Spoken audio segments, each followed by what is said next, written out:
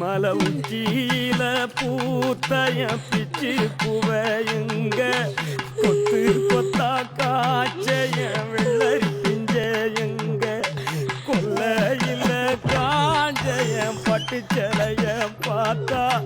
பச்சை மரமே பச்சை எல்லாம்